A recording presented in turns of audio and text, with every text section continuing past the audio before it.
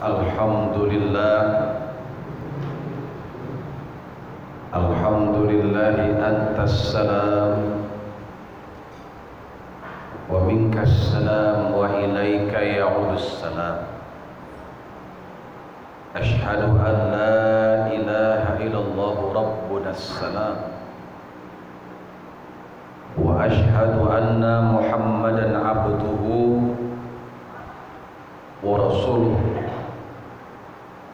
Allahumma salli wa sallim ala sayyidina Muhammadin khairil anam wa fatinil a'lam wa ala alihi wa ashabihi ajma'in ila jannati daris salam.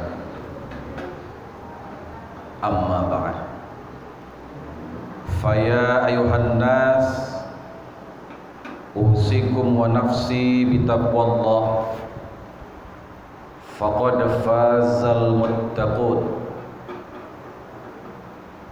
Wa qala Allah ta'ala fi kitabih syarif, a'udzu billahi minasy syaithanir rajim, bismillahirrahmanirrahim.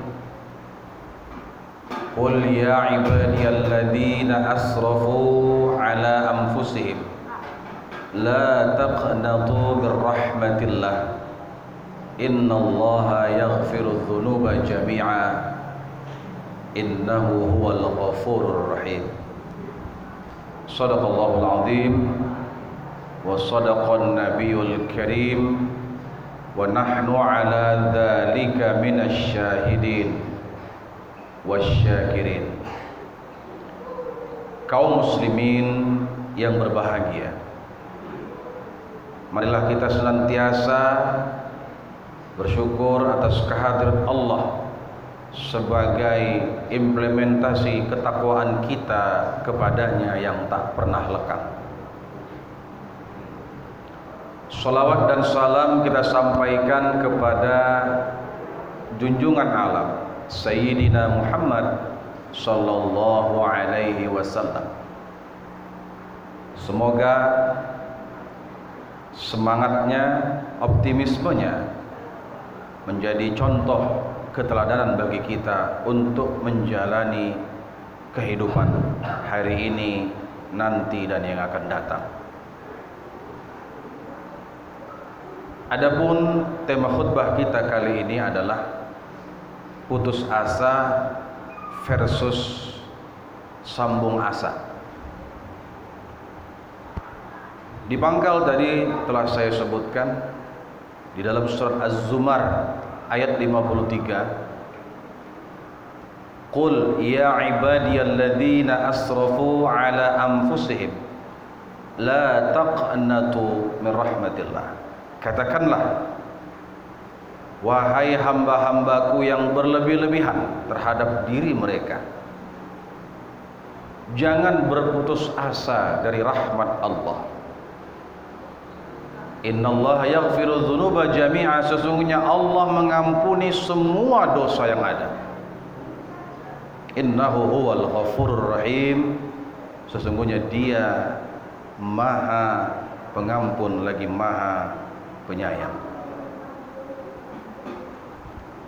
Di dalam satu kisah disebutkan, dalam kisah animasi yang sangat bermanfaat saya rasa, ada seekor anak kerang di mana anak kerang tersebut menangis terseduh-seduh. Dia mengatakan kepada ibu kerangnya, "Wahai ibu, aku kesakitan ibu, terasa perih sekali." Ada apa nak? Sebutir pasir tajam masuk ke dalam tubuhku wahai ibu. Apa kata seorang ibu yang bijaksana tadi? Ibu kerang itu mengatakan, "Nah, tahan dan sabarlah. Tuhan tidak menciptakan kedua belah tangan untuk kita kerang-kerang ini. Mohon dan dekatkan diri kepada Tuhan, dan jangan lupa balut pasir tajam itu dengan lendir yang ada dalam tubuh. Nah, itu nanti yang akan mengurangi rasa sakitmu. Anak tadi spontanitas mengikuti pesan ibu kerangnya, lalu dia mencoba perlahan-lahan mengeluarkan lendir yang ada dalam tubuhnya, hingga akhirnya lendir tersebut bergumpal lalu membulat, mendorong pasir yang masuk ke dalam tubuhnya. Jadilah mutiara yang ada di dalam kerang itu. Akhirnya anak tersebut selamat, sehat, dan menghasilkan sesuatu. Dari kisah yang sangat sederhana ini, kerang-kerang itu adalah kita, yang di dalam kehidupan mungkin barangkali ada banyak sandungan ataupun gesekan yang menyebabkan kita bisa saja berputus asa. Kita dilarang di dalam agama untuk berputus asa, tetapi kita harus sambung asa. Jangan putuskan asa. Asa itu adalah harapan. Jadi kalau kita putus harapan, maka tidak ada lagi yang bisa kita capai dalam hidup. Maka sambung harapan itu, sambung asa itu menjadi sesuatu yang lebih baik. Tidak ada di dalam kehidupan ini kita tidak mengalami yang namanya sakit. Tidak ada kita tidak mengalami yang namanya musibah. Tidak ada kita di dunia ini yang tidak mengalami yang namanya bencana dan lain sebagainya, itu kita hadapi. Tetapi pesan Allah, jangan kita berputus asa. Bagaimana asa-asa itu menang, itu tergantung daripada kita. Maka putus asa versus sambung asa, apakah kita bisa memenangkan percaturan hidup ini dengan cara kita bangkit,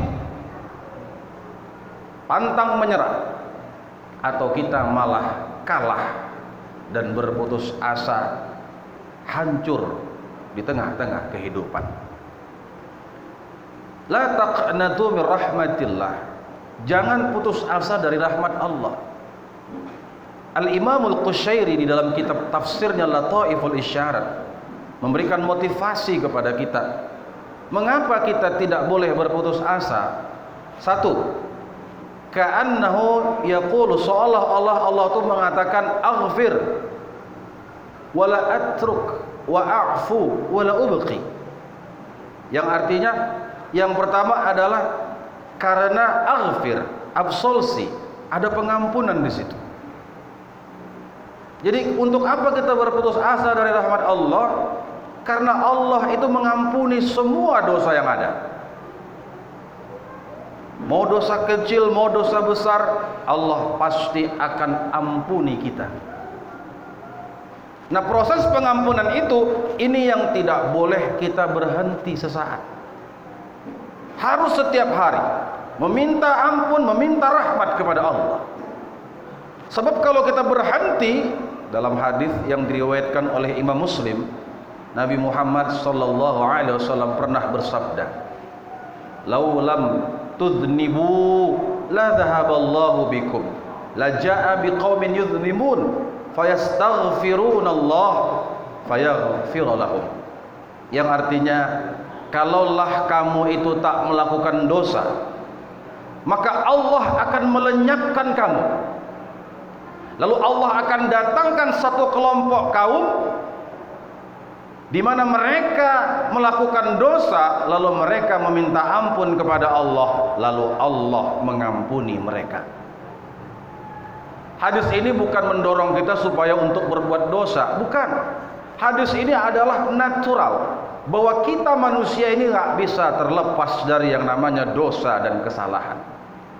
Gak ada yang sempurna. Makanya kalau ada orang yang gak pernah punya dosa, kalau ada orang yang tidak pernah melakukan kesalahan, Allah akan tantang manusia itu. Aku datangkan satu kelompok manusia yang akan berbuat kesalahan juga. Karena Allah tidak mau kita ini harus ada kesalahan, supaya harus ada perbaikan. Berbuat salah itu memang salah, tetapi setelah itu ini yang menjadi prioritas. Apa yang mau kita lakukan? Kita perbaiki atau kita terus menerus dalam kesalahan dan kesalahan? Jadi jangan putus asa dari rahmat Allah. Iblis saja walau sudah dikeluarkan dari surga, dia tidak berputus asa dari rahmat Allah, masih minta kepada Allah, ya Allah, anzirni ila yaumi yub'atsun, panjangkan umurku sampai hari berbangkit ya Allah. Allah katakan, fa innaka minal mundarin, kau memang akan dipanjangkan usianya, iblis. Jadi iblis saja masih mengharapkan rahmat Allah agar dipanjangkan usianya, masa kita ragu dengan keampunan Allah Ta'ala? Lalu kemudian yang kedua, setelah adanya pengampunan, mengapa kita jangan berputus asa? La atruk, aku tidak akan tinggalkan dia. Ini artinya adalah edukasi. Setelah kita minta ampun kepada Allah dan Allah ampuni kita, Allah akan terus terlibat dalam kehidupan kita.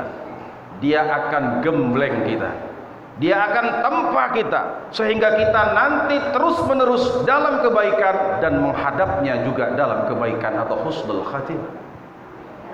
Dia didik kita sehingga kita tidak lagi melakukan kesalahan-kesalahan di masa lalu.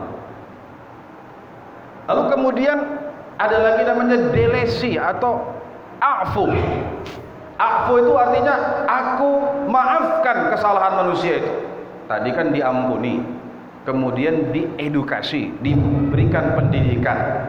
Lalu kemudian ada delesi, artinya dihapus kesalahan itu. Jadi lengkap. Untuk apa lagi kita berputus asa? Walau kita melakukan dosa-dosa besar, walaupun kita ini seorang kriminal, seorang yang kotor hatinya, seorang yang kejam, yang sadis, kalau terketuk pintu hidayah kita untuk taubat kepada Allah, afu, aku hapus dosa mereka. Ini suatu hal yang menenangkan. Jadi at-taibu minadz-dzambi kama la dzambala, orang yang benar-benar bertobat kepada Allah itu sama seperti dia tak punya dosa, dihapus. Betapa bahagianya kita. Sudah kita salah, sudah kita melakukan hal-hal yang merugikan diri kita, lalu kita minta maaf kepada Allah, Allah akan maafkan itu. Lalu yang terakhir, wala ubqi, artinya atensi. Aku tak akan sia-siakan dia setelah dia minta maaf kepadaku. Nah, orang yang tadinya dia berputus asa, lalu kemudian datang hidayah kepadanya dan dia minta ampun kepada Allah, Allah ampuni, lalu Allah didik dia, lalu Allah hapuskan kesalahannya, lalu kemudian Allah kasih dia perhatian.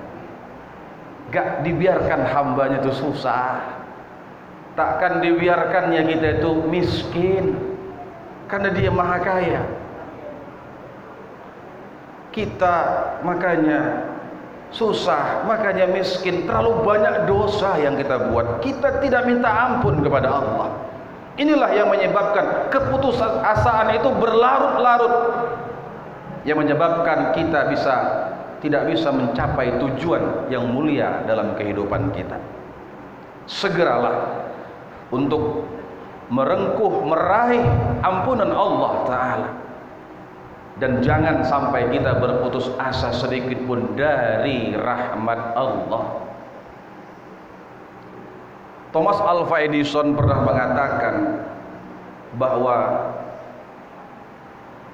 satu-satunya yang terbesar dalam kelemahan diri manusia itu adalah manusia itu mudah kali berputus asa. Nah, jalan satu-satunya supaya manusia itu tidak berputus asa, dia harus mencoba dan mencoba. Jangan ada kata menyerah di antara kita. Tetaplah kita bersemangat. Mungkin barangkali kalau hari ini kita belum dapat pekerjaan, tetap positive thinking, berdoa kepada Allah, dan terus mencari dan mencari, insya Allah Allah akan kasih jawaban itu. Atau mungkin barangkali kita dalam kondisi yang sakit keras, yang mungkin di dalam prediksi medis kita tidak akan menjumpai kesembuhan, tetapi di sisi Allah tidak ada penyakit yang tidak bisa disembuhkannya. Jangan berputus asa, selalu ada kesempatan untuk mencari pekerjaan, selalu ada cara untuk memperbaiki kesehatan, dan selalu ada cara untuk mencapai kegemilangan. Semoga khutbah Jumat yang ringkas dan terbatas ini dapat memberikan manfaat bagi kita, supaya kita tidak menyerah ataupun berputus asa. Saya akhiri dengan sebuah firman Allah di dalam surat Ali Imran ayat 146. Fama wahanu lima asabahum fi sabilillah wa ma dha'fu wa mastakanu wallahu yuhibbus sabirin. Yang artinya orang-orang yang bertakwa itu mereka tidak lemah di jalan Allah ketika mereka tertimpa musibah atau bencana. Wa ma dha'fu, dan mereka tidak merasa lesu. Wa mastakanu, dan mereka tak pernah menyerah untuk mencapai tujuannya. Wallahu yuhibbus sabirin, dan Allah mencintai orang-orang yang sabar, orang-orang yang tabah dan tetap terus bertahan dalam hidup ini. Barakallahu li wa lakum fil Qur'anil azim wa nafa'ani wa iyyakum bima fihi minal ayati wa dzikril hakim wa taqabbal minni wa minkum tilawatahu innahu huwal ghafurur rahim.